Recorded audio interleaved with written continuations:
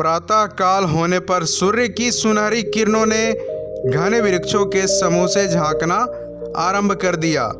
पक्षी चहचहाने लगे। प्रकृति की ऐसी अनूठी शोभा देखकर सिद्धार्थ का चेहरा खिल उठा। उससे वे पक्षी अपना स्वागत करते हुए जान पड़े। फूलों की सेज पर पलकर बड़े हुए सिद्धार्थ ने कांटों की सेज को चुना। वे मगध की राजधानी राजगिरी के निकट पहाड़ों की कंदराओं में जा पहुंचे तथा साधना आरंभ कर दी। आचार्य आलार ने उन्हें साधना का रहस्य व ढंग सिखाया। उन्हीं के मार्गदर्शन में सिद्धार्थ ने उचित ढंग से साधना की। सिद्धार्थ कुछ समय तक उन कंदराओं में साधना करते रहे। वे अपनी साधना में इतने लीन हो जाते कि उन्हें अपने शरीर की भी सुध न रहती। धीरे धीरे उनका शरीर कमजोर होने लगा। जब मगध के सम्राट बिंबसार को यह सूचना मिली कि कपिल वस्तु का राजकुमार पहाड़ की कंदराओं में साधना कर रहा है, तो वह उससे मिलने साधना स्थल पर पहुंच गया। जब सिद्धार्थ ने समाधि के बाद नेत्र खोले तो बिंबसार को वहां देखकर आश्चर्य से भर गए। उन्होंने सम्राट को प्रणाम किया और पूछा, सम्राट, आपने इस कंटक वन में आने का कष्ट कैसे किया?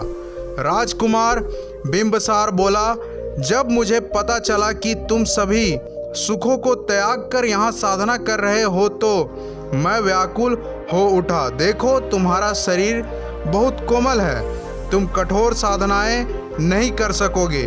तुम मेरे साथ चलो, मेरे राज्य को संभालो तथा राजमहल में निवास करो। सम्राट सिद्धार्थ शांत स्वर में बोले, यदि मुझे संसार के सुख ही भोगने होते तो यहाँ क्यों आता? आप शायद नहीं जानते, मैं सभी सुखों को ठोकर मार आया हूँ। इस समय मैं शाश्वत सत्य की खोज कर रहा हूँ। परम तत्व को प्राप्त करने के लिए घर से निकला हूँ। बिंबसार निरुत्तर हो गया।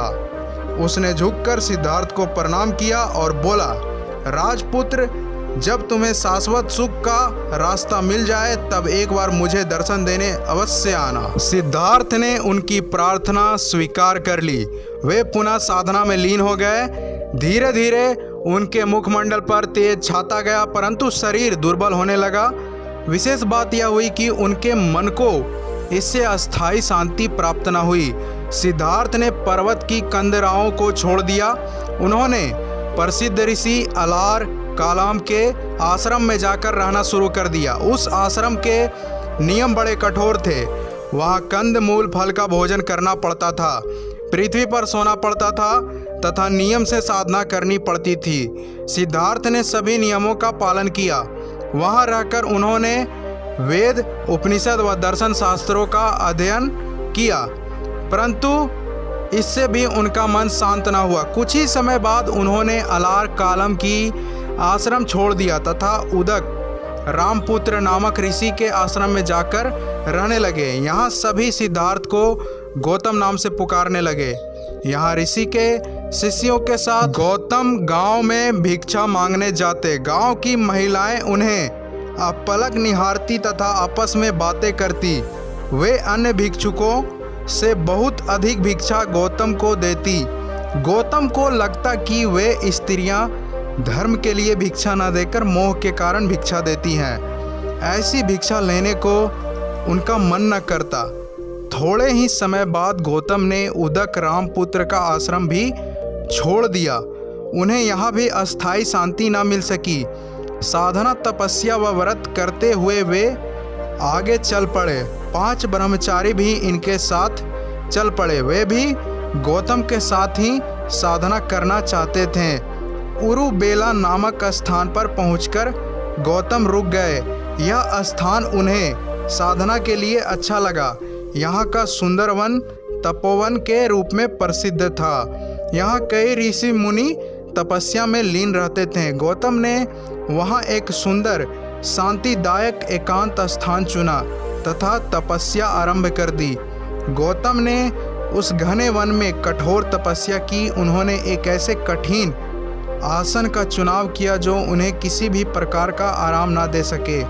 वे निराहार रहे मौन रहे। लगातार 6 वर्षों तक उन्होंने यह कठोर तपस्या की। इससे उनका शरीर हड्डियों का ढांचा बन गया। धूप, वर्षा व ठंड ने उनकी शारीरिक शक्ति को नष्ट कर डाला। उनका पेट पीठ से लग गया। वे इतने दुर्बल हो गए कि उनसे चला भी ना गया। तब पहली बार उन्हें लगा कि शाश्वत सत्य की खोज कठोर तपस्या द्वारा नहीं हो सकती। शरीर को इस प्रकार से नष्ट करना व्यर्थ है। इससे मृत्यु तो हो सकती है, परंतु सिद्धि प्राप्त नहीं हो सकती। यदि परम तत्व को प्राप्त करना है तो शरीर को बचाना परम आवश्यक है। उन्हीं दिनों सुजाता नामक एक ब्राह्मण कन्या ने एक मन्नत मांग रखी थी। उनका कहना था कि यदि उसे इच्छानुसार पति मिला तथा प्रथम बार पुत्र उत्पन्न हुआ तो वह प्रत्येक वर्ष वन देवता के रूप में बरगद की पूजा करेगी। उसकी ये दोनों इच्छाएं पूरी हो गई थी। वैशाख पूर्णिमा के दिन सुजाता ने 1000 गायों का दूध निकाला तथा 100 गायों को पिला दिया। फिर उस 100 गायों का दूध निकालकर उसने 10 गायों को पिलाया। अंत में उसने उन 10 गायों का दूध निकालकर एक गाय को पिला दिया। उस एक गाय के दूध से सुजाता ने खीर बनाई। खीर व पूजा का सामान लेकर वह वन देवता की पूजा के लिए बरगद के वृक्ष के निकट आई।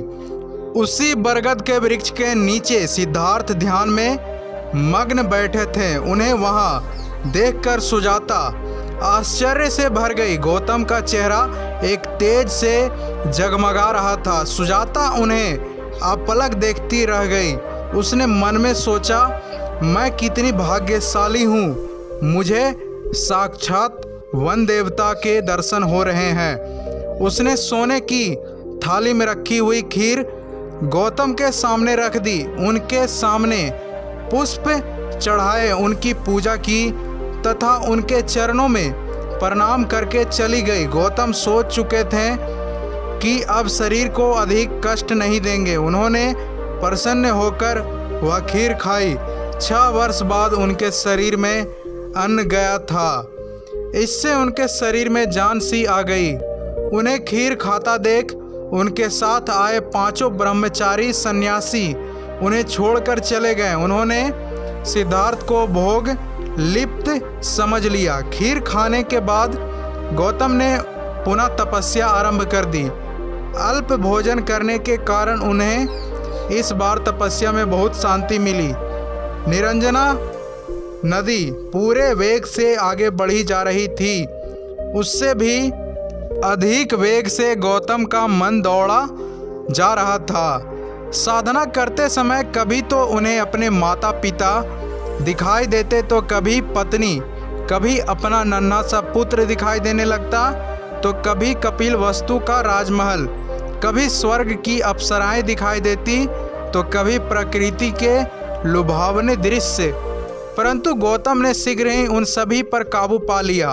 उन्होंने अपने मन को स्थिर कर लिया तथा सभी मनोविकारों को नष्ट कर दिया। उनके मन के संघर्ष समाप्त हो गए। वे धीरे धीरे ध्यान की पहली अवस्था में जा पहुँचे।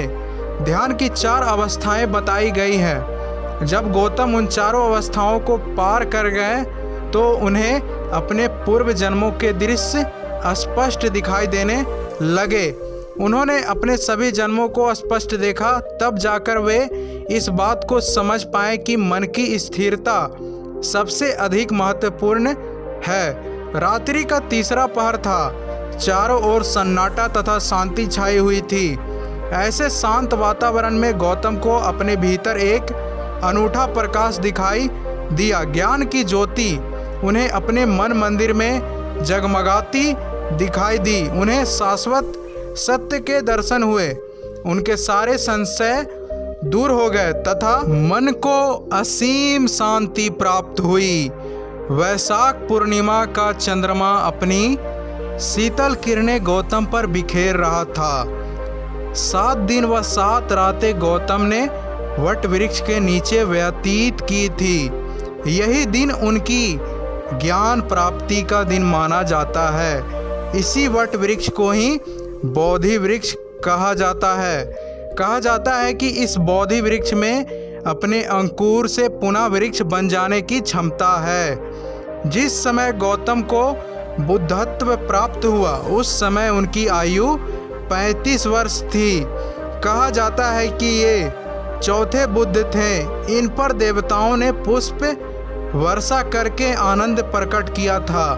वह वट वृक्ष जिसे बोधि वृक्ष कहा जाता है, आज भी गया बिहार में यह वृक्ष आज भी गौतम की याद दिलाता है।